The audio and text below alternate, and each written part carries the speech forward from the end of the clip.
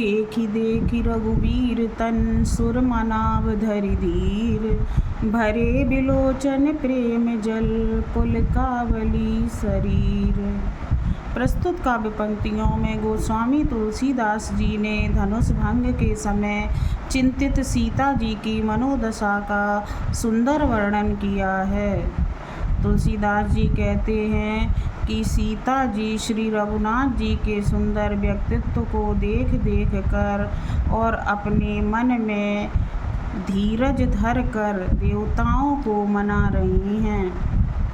उनके नेत्रों में प्रेम के आंसू भरे हुए हैं और शरीर में रोमांच हो रहा है। नीके निरखी नयन भरी शोभा पितुपनु सुमिरी बहुरी मनु क्षोभा। अहे तात दारुनि हठ ठानी समुझत नहीं कछु लाभु न हानि। अच्छी तरह से नेत्र भरकर श्री रघुनाथ जी की शोभा को निहार कर अपने पिता के प्रण का स्मरण करके सीता जी का मन बहुत क्षुब्ध हो उठा। अहो पिताजी ने कितना कठिन हठ ठाना है, वे लाभ और हानि कुछ भी नहीं समझ रहे हैं। सचिव सभय सिख देई न कोई बुध समाज बड़े अनुचित होई। कहे धनु कुलिसहु चाहि कठोरा कहे श्यामल मृदुगात किशोरा।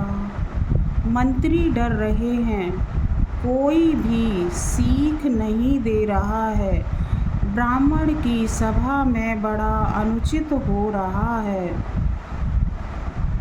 कहाँ वज्र से भी कठोर धनुष और कहाँ कोमल शरीर श्याम किशोर। विधि कई भांति धरों धीरा सिरस सुमन कन बेदी हीरा।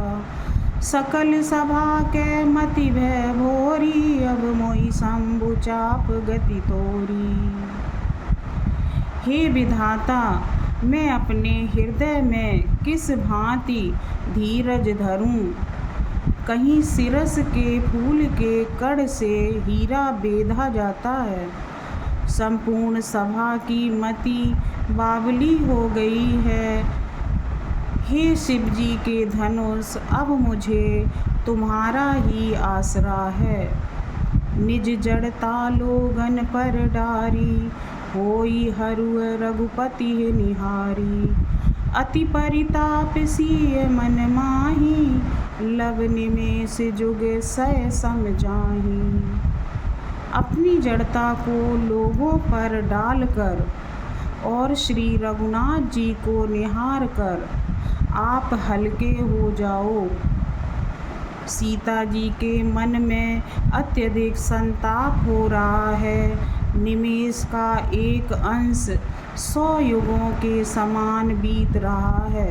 प्रस्तुत काव्य पंक्तियों में अवधी भाषा का प्रयोग है, करुण रस का प्रयोग है, रूपक और उपमा अलंकार है, प्रबंधात्मक शैली का प्रयोग है।